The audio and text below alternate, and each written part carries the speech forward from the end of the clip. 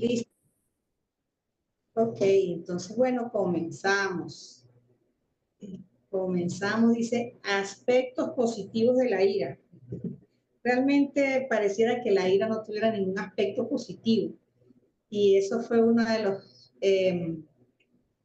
las noticias para nosotros que en mi casa, bueno, la ira era algo muy común, muy recurrente. Eh, y cuando realmente aspectos positivos de la ira. Oh, pero sí, realmente poco se habla de los aspectos positivos de la ira. Generalmente a la ira se le conoce como algo muy malo. Es más, ¿cuántas personas no oran a Dios para que la ira, eh, se vaya, para que la ira se les quite, ayunan, oran?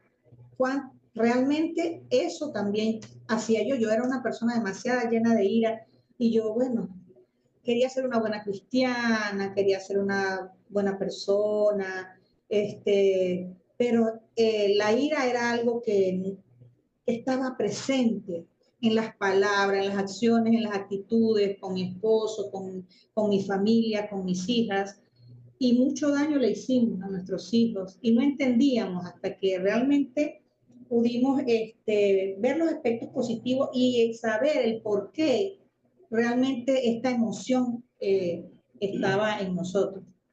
Es, dice Santiago en Santiago 1:2, dice, hermanos, en Cristo ustedes deben sentirse muy felices cuando pasen por toda clase de dificultades, así cuando su confianza en Dios sea puesta a prueba, ustedes aprenderán a soportar con más fuerza las dificultades. Fíjate que Santiago se cree que es el primer libro del Nuevo Testamento. Lo primero que se escribió del Nuevo Testamento fue esto.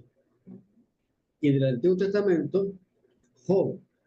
O sea, el valor de las pruebas. Nuestra hija Andrea decía, cuando la niña decía, a mí me gustaba que cuando nos castigaban, porque cuando yo estaba muy majadera, muy mal criada, ustedes nos castigaban y me venía la alegría. Así somos. O sea que cuando vamos ya estamos descontentos con todo, entonces viene la ficción y eso nos hace madurar. Pues dice que estar muy felices. A veces uno cuesta asimilar esto. Dice, debe sentirse muy felices, muy gozosos cuando pasen por todas clases de dificultades. Cuando vamos entendiendo que eso es bueno para nosotros, porque si nos quitaran las dificultades, no maduraríamos. Seríamos una persona como los animales. Los animales no tienen que estudiar, no tienen que trabajar, simplemente viven. Nosotros no, tenemos que aprender a hablar, a caminar, a hablar, a estudiar, una profesión, trabajar, conflictos, situaciones. Eso nos va desarrollando. Es como la mariposa. La mariposa, cuando es oruga, tiene que hacer el esfuerzo, romper el capullo para que pueda tener fuerza en las alas y volar. Entonces, las dificultades, los conflictos, son realmente una bendición para nosotros y eso nos va a permitir, o sea, pasar al siguiente nivel. Por eso es que cuando estamos en una aflicción no, estamos incómodos, ¿verdad? Pero cuando sabemos que es como ejercicio, cuando es ejercicio duele, pero después uno se siente bien. Entonces, por esa razón, la ira va a indicar qué es lo que está pasando. O sea, la ira es como un escáner de lo que está pasando y luego entonces sabremos qué hacer. O sea que este es el primer curso, porque uno de repente me lo pasa y mi marido es un pornógrafo. Bueno, ya detectó la ira. Sí, ¿por qué? Porque cuando vio que su marido estaba viendo pornografía, eso es traición. Entonces la ira tiene que venir. Ahora, ¿qué hacemos? Ah, es otro curso que vamos a dar. Cómo mantener la confianza, cómo restaurar las relaciones, son otras áreas, pero la ira va a ser como un diagnóstico indicando qué está pasando. Y tenemos los pasos bíblicos para cada caso. O sea que podemos estar en consejería privada ya. O sea, cuando alguien viene a consejería muy bravo y golpea la mesa, Francisco, todo muy bravo, digo, qué bueno, fantástico. Agarra papel y lápiz, cuéntame, ¿por qué siente? y esto, ¿qué más? Dime más, dime. Siente, sigue. No trates de calmarte, no, sigue enojándote, siente la ira. Uno va notando. Dice, con eso va a ser nuestra radiografía. Si digo, no, hermano, cálmate, no te enojes, mira, vamos a orar para que te calmes, vamos a cantar salmo para que te calmes, perdemos la consejería. Siente la ira, ¿qué más? Agradándonos. Entonces, y que saque todo.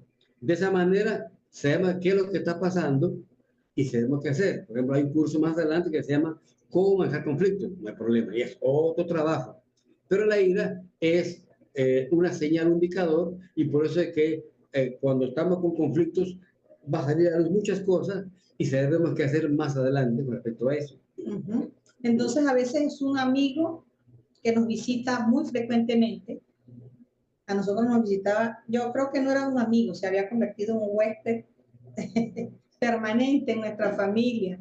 No era un amigo que usualmente era bienvenido, sino que era un huésped permanente en nuestra casa. Realmente la ira estaba muy alta y por cualquier cosa explotábamos. Y bueno, dice, es un amigo que usualmente no es bienvenido y juega un papel un poco diferente a lo que entendemos como amigos, ¿verdad? Porque a veces los amigos te dicen cosas que tú no quieres escuchar. Y podemos preguntar, ¿y puede ser una emoción tan destructiva ser un amigo? Sí, puede llegar a ser un amigo. Tiene un propósito único y beneficioso. Es una emoción dada por Dios. Primero, eso es lo primero que tenemos que tener en nuestra mente. Claro, que es una emoción que Dios la dio, como te dio el temor, como te dio, perdón, el miedo, como te dio la alegría, como te dio cada una de las emociones que tienes, cada una de las emociones tiene un propósito. Claro, toda emoción usada de manera adecuada es correcto, pero una emoción usada de manera inadecuada, por supuesto, produce muchos estragos. Si una persona que solamente quiere estar solo alegre,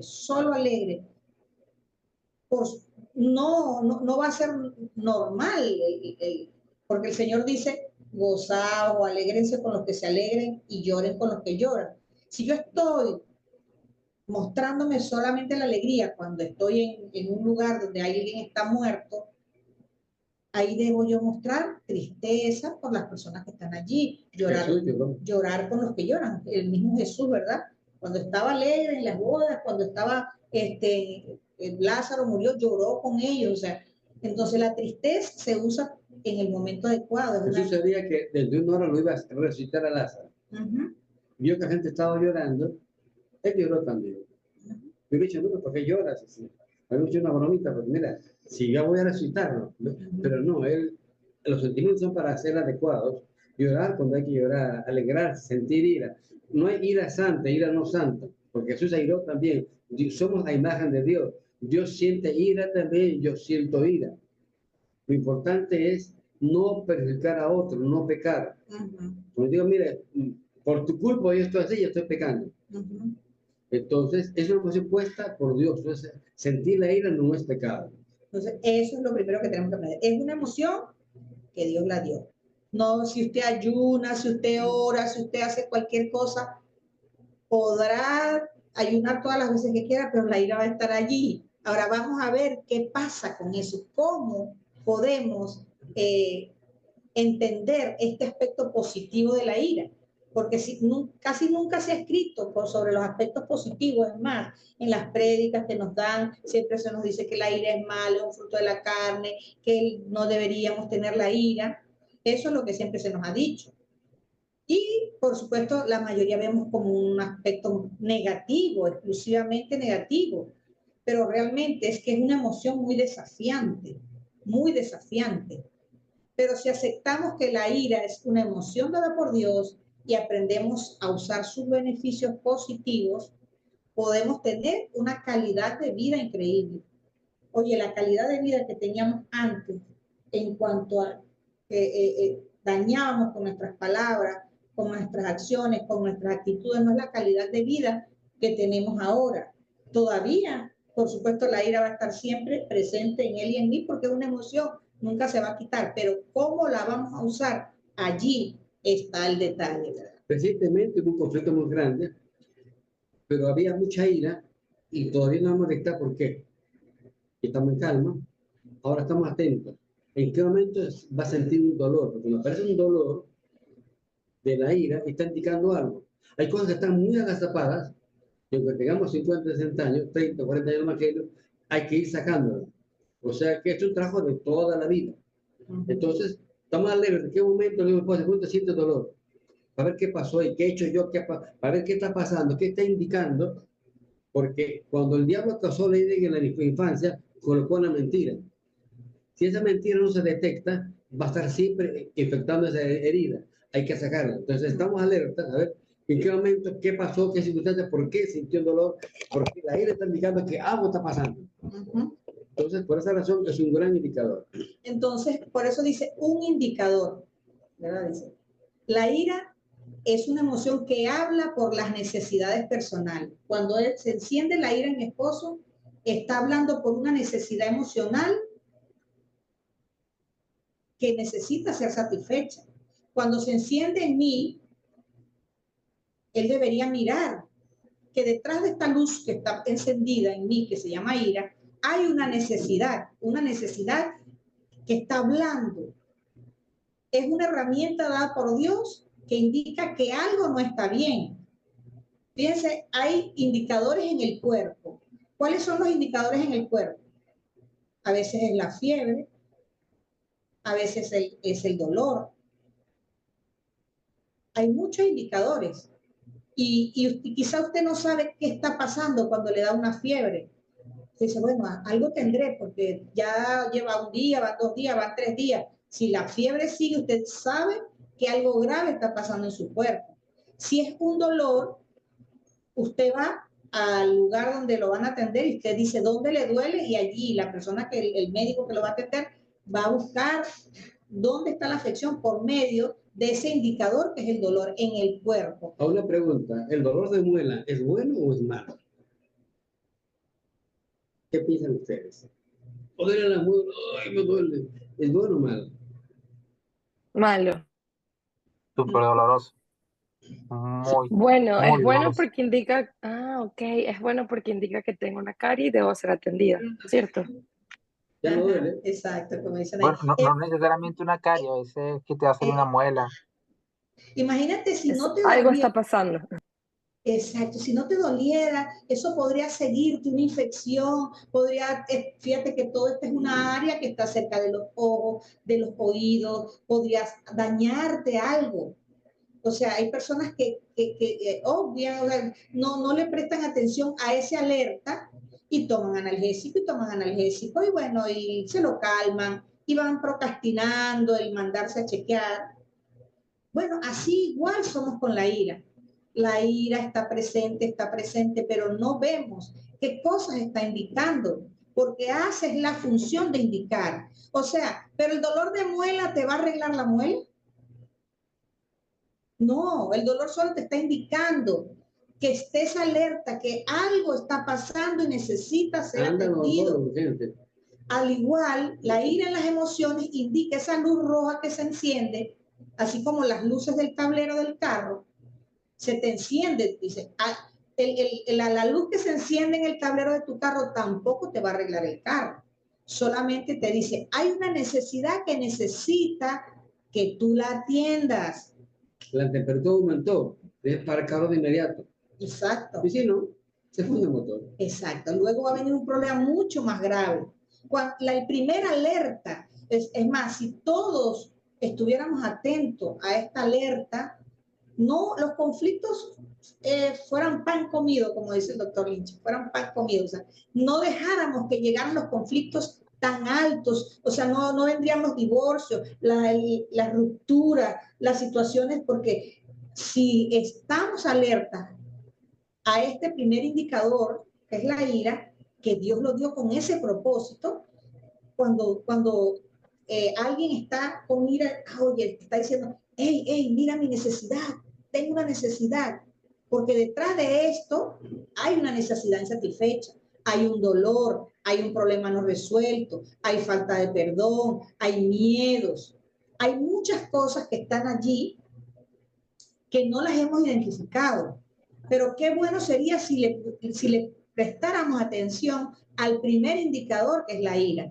Entonces, cumple con la función de indicar, así como en el cuerpo, ¿verdad? Está el dolor, te dice no coloques las manos sobre la estufa, sobre la cocina, porque vas a quemarte, vas a causarte un daño.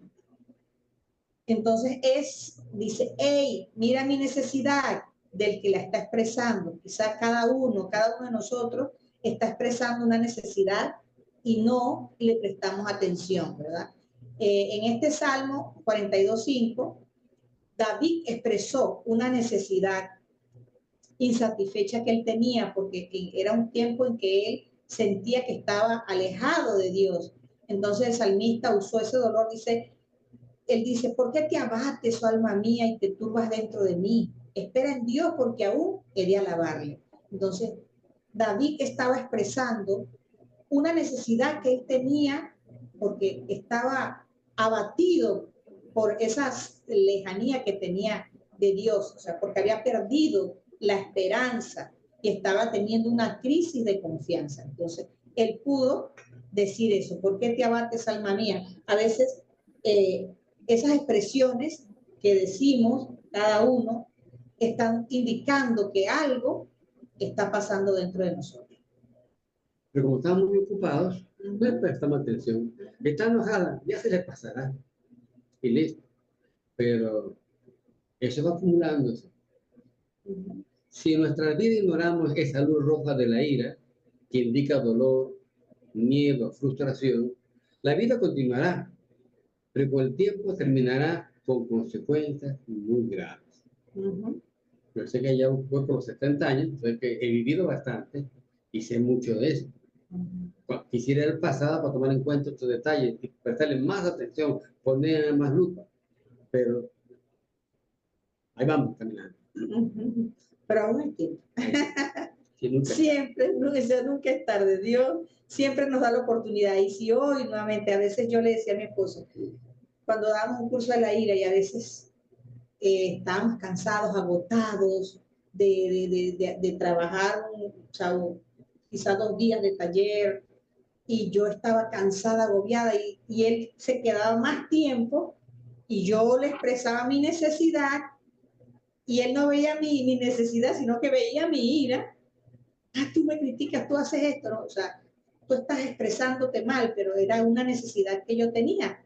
Entonces, fíjense que dice el 95% de las depresiones psicológicas es el resultado del manejo inadecuado de la ira.